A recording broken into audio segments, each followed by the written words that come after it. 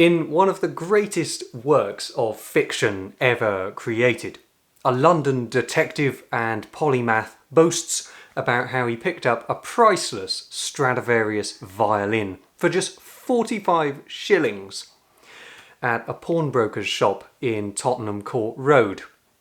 His name, as I'm sure you can guess, was Sherlock Holmes, and he is indirectly the subject of today's video. This week, I am your Sherlock Holmes, unpicking some of the greatest mysteries of classical music. But to put our findings into context, we must begin by visiting one of the most beautiful and historic village churches in England.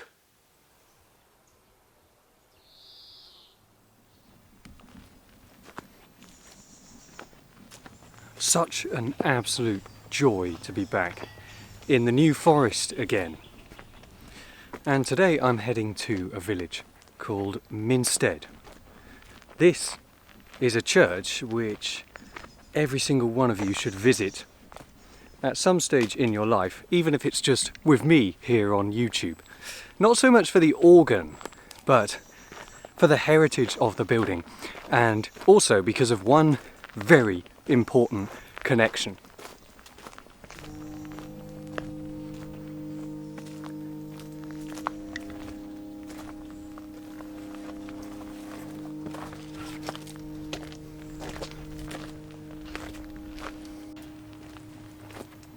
People have lived and worked the land in Minstead for thousands of years, and the name comes from Old English, derived from the wild mint which used to grow here.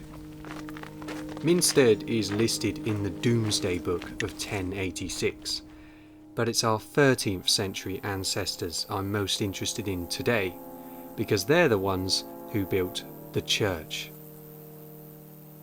Viewed up close, All Saints looks like a rural country cottage, but when I zoom out, you can see it in its full glory.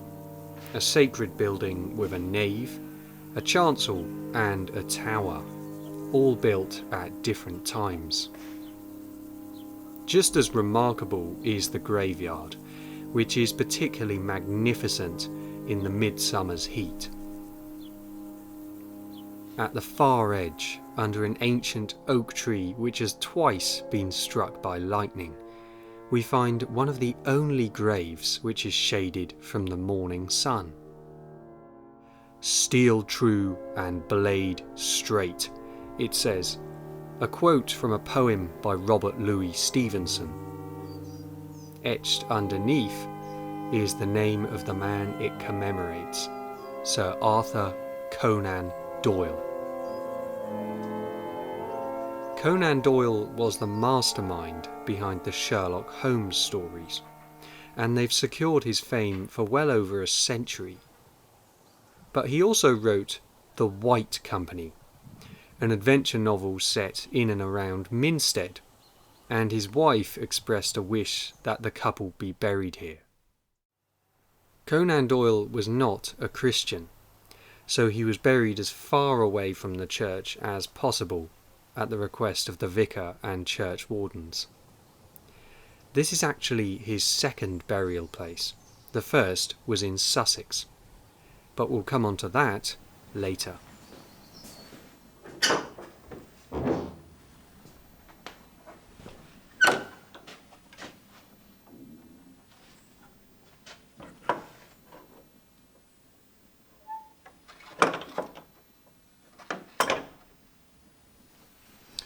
Every church door has a very distinctive sound, and that one is particularly charming.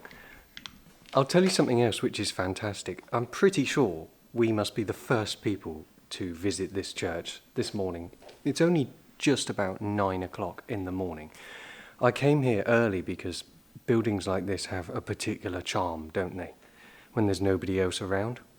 And because of the Arthur Conan Doyle connection, I assumed that there would be more tourists here at All Saints Church in Minstead. But you know, it's brilliant to be completely alone. This is a fantastic church. It's one of the most distinctive churches in England, actually, and you can tell just by looking at it.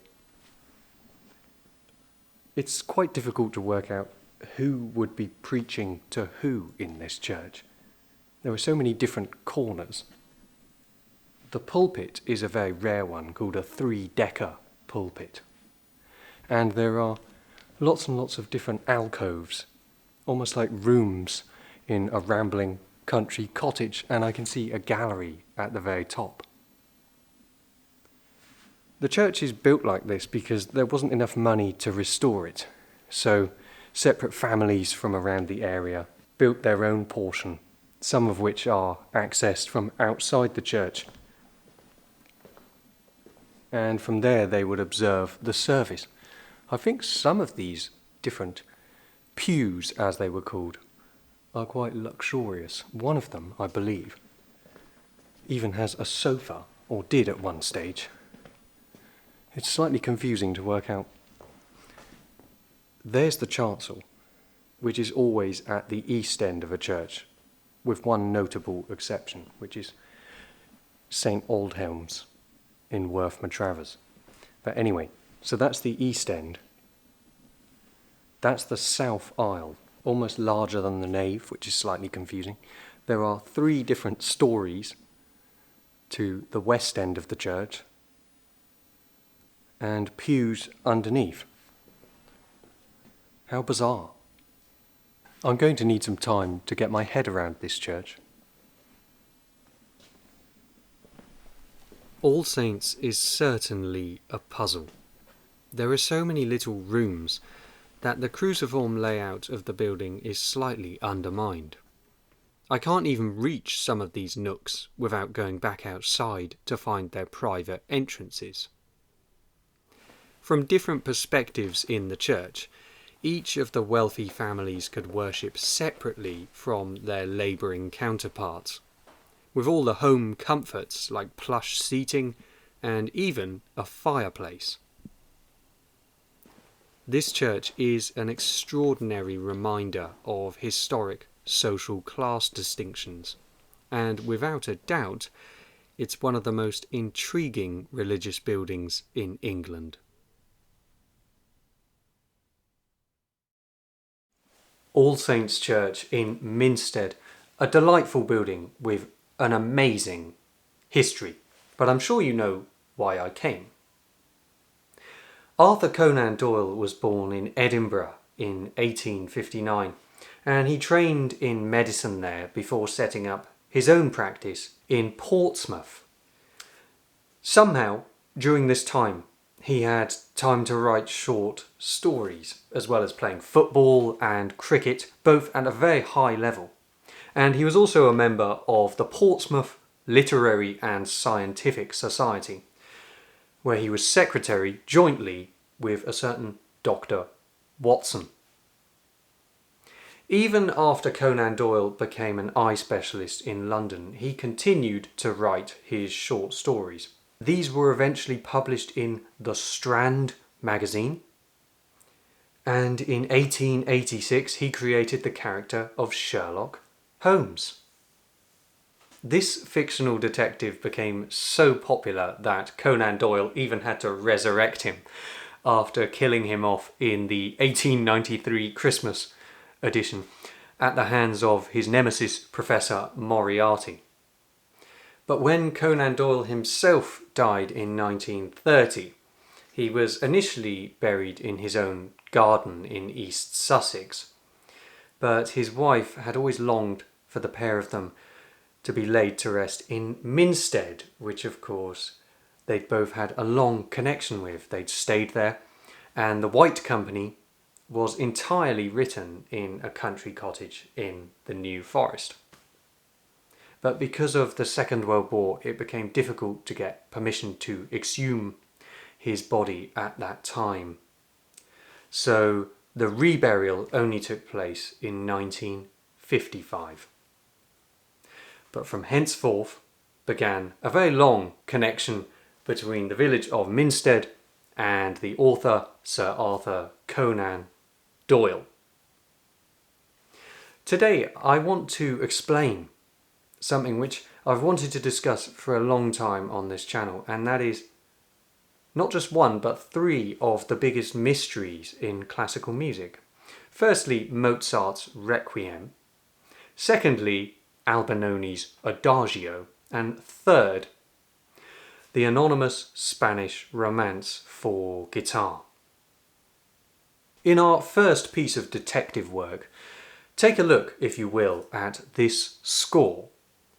This is the Lacrimosa from Mozart's Requiem. The title means weeping or tearful, and it is one of the most emotional and brilliant works which Mozart ever composed. But do you notice something slightly strange about it?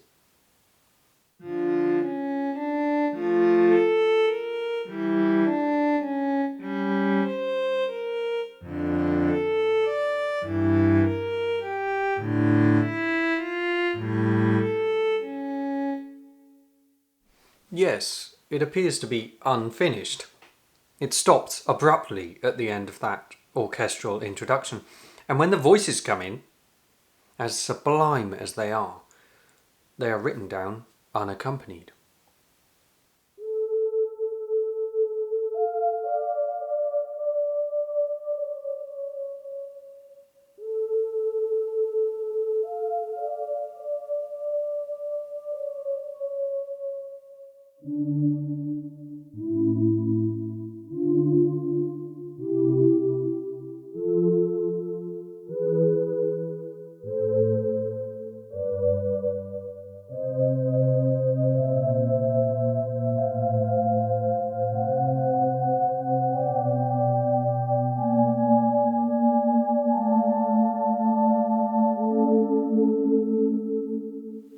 The passage you've just heard is the only music which Mozart wrote for the Lacrimosa of his Requiem. He'd been commissioned in the last year of his life to write a Requiem, commissioned by a wealthy patron whose wife he was still grieving over. And apparently Mozart had already been paid to write this Requiem, but he died before he could complete it. So there are these big gaps in the score. But look at the version which you hear performed in concerts. Notice that it's been finished off. In other words, Mozart's Requiem was not entirely written by Mozart. In fact, about half of it was written by somebody else. So whenever you see Mozart's Requiem in a concert program, you can rest assured that it was not written by Mozart, or at least not all of it. So who finished it off? Well, Mozart's wife was determined that the patron be presented with a finished Requiem. So she had to get somebody to finish writing it in secrecy. And all the historical evidence points towards a chap named Süssmayr finishing off the Requiem from the fragments of music which Mozart actually wrote. But the biggest mystery is, how did such a lesser composer manage to complete this music with as much genius as the master himself? As I think Beethoven said, if Mozart didn't finish the Requiem, then the person who did must have been a Mozart. But there you go, that's mystery number one cleared up. Mozart's Requiem was not written entirely by Mozart. One mystery which remains is that a tiny scrap of the score, of the very last page of the score in Mozart's hand, was ripped off when the score was put on display in Brussels at the 1958 World's Fair. Somebody managed to get access to the score and they ripped off what could possibly be the very last words which Mozart ever wrote on music. And that tiny fragment has never been found. I'd now like to turn to perhaps the most mysterious piece of classical music ever written. It's called Albinoni's Adagio, and so often, almost always, it's attributed to the man himself, born in 1671, Tommaso Albinoni.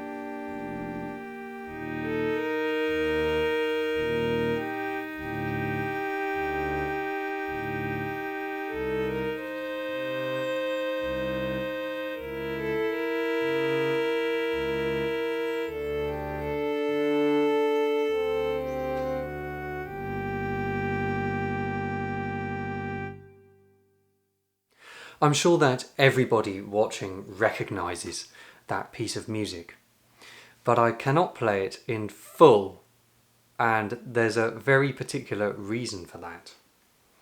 It's because it's something of a musical hoax. It was actually composed just after the Second World War, which means it's firmly in copyright. It was actually written by an Italian named Giasotto, who was looking through the Dresden library after it had been bombed in the Second World War, and so many manuscripts were lost, particularly those of Albinoni. Remo Giasotto, who was a musicologist, an expert in Albinoni's music, was searching through the scraps amongst the desolation he found there, and he said that he found the opening of an adagio by this ancient composer Albinoni. Only about 6 bars in total. He finished it off. He made a piece that was about 9 minutes long out of a few seconds of music. It's copyrighted to him. He died in 1998, so here in England, that piece will be in copyright until 2068. So as a result, I'm afraid you cannot hear it. However, if you take a look on YouTube and search Albinoni Adagio, you'll find dozens and dozens of recordings of this piece, most of which have more than 1 million views. One of them has more than 100 million views, and it's testament to just how popular the Adagio not written by Albinoni really is. Before we proceed, I want to play you a piece of keyboard music. We've just heard about 2 pieces which were said to be composed by somebody and actually written by somebody else.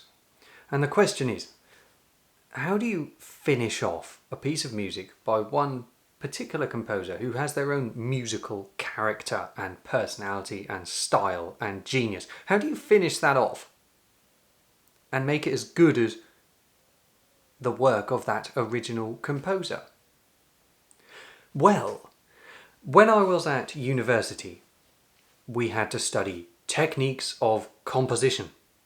That doesn't mean composing fresh, modern, original music. It means musical pastiche, composing in the style of a historic composer like Palestrina or Handel or Bach. I said Bach for the first time there. I should say Bach. Anyway, we had to compose music which was reminiscent of an earlier composer's style because it would help us to learn how to write music of our own. And the best example is called fugue. If you're into watching my videos, you'll know all about fugue, because a fugue is a piece of music built on one tiny fragment of melody. Fugues have a very precise structure. They have a subject, an answer, a counter-subject, an exposition, episodes, and usually a coda. And with all of these ingredients and some stylish compositional skill, you could write in the style of a Baroque composer. So that's what we had to do. I searched through the old Ben Maton manuscripts, and the sketches and fragments were in disarray, but I did manage to find one fugue which I wrote at university. And this was the subject that we were given.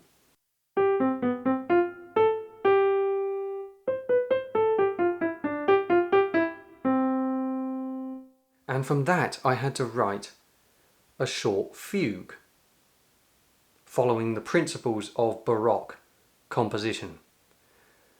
Let me play you that fugue in full.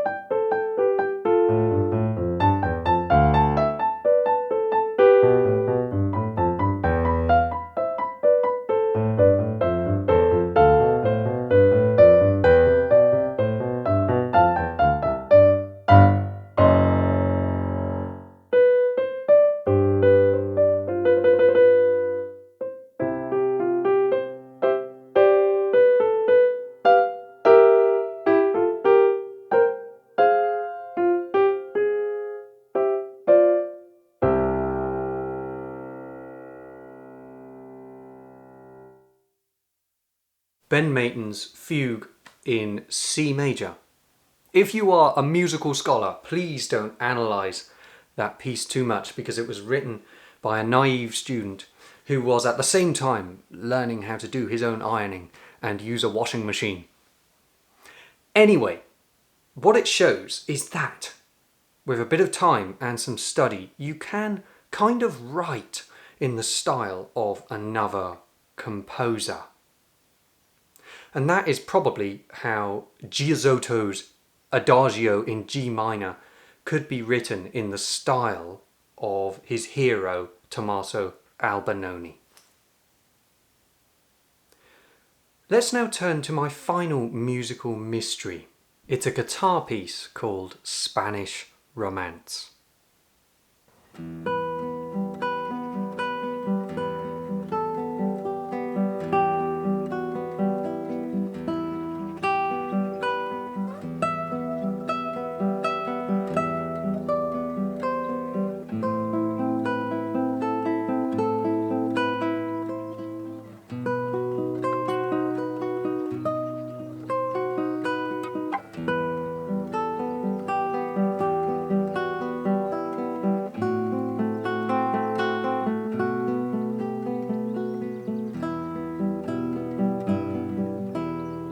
It's not unusual for the authorship of a piece of music to be disputed, or for perhaps two people to have contributed to a piece of music, as we've seen. But what is unusual is that the most famous piece of music in the repertoire of a particular instrument is anonymous. We don't know who wrote it. It has no known composer. The Spanish Romance has been attributed to composers like Fernando Sor, but ultimately we don't know who composed it. Perhaps one of the most interesting claims was by a very famous Spanish guitarist named Narciso Yepes, who said that he wrote it when he was about 7 years old in the 1930s for his mother. However, the piece is known to have been published before 1925, and the earliest recording of it is from 1900. Yepes was born in 1927, so I think we can rule him out of the running. So perhaps the most famous guitar piece ever written remains a mystery. Please do remember to subscribe to my channel if you're watching for the first time, and indeed for the 100th time. If these videos didn't go out like clockwork on a Sunday evening, I'd probably have more subscribers because they wouldn't know when the next one was going to appear. That's the beauty of subscribing. It keeps you up to date with all of my future videos so that you're notified as soon as one of them goes live on YouTube, so you can be one of the first to watch it and even to comment on it. It doesn't cost a penny to subscribe. Thanks so much. You can also support me financially if you'd like to. Underneath my videos I leave a PayPal link because it's a great way of contributing if you'd like to support me from wherever you are in the world. If you click on that link, it takes you to my PayPal donations page, and from there you can leave a small contribution if you'd like to, and if you enjoy watching these videos every week.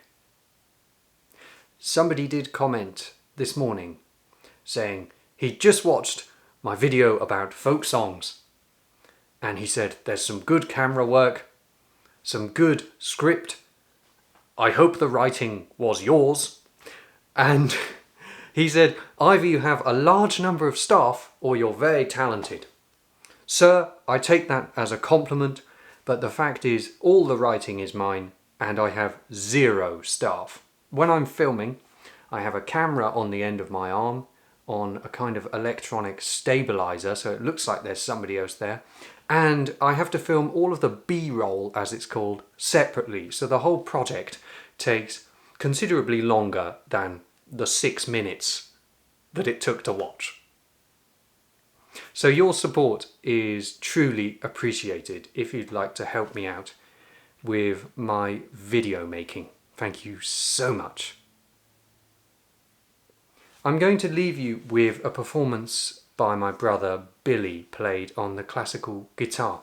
But first of all, let's end with an appropriate poem for today, a quotation from which is inscribed onto Arthur Conan Doyle's grave. And this is a poem called My Wife by Robert Louis Stevenson. Trusty, dusky, vivid, true, with eyes of gold and bramble dew, steel true and blade straight, the great artificer made my mate.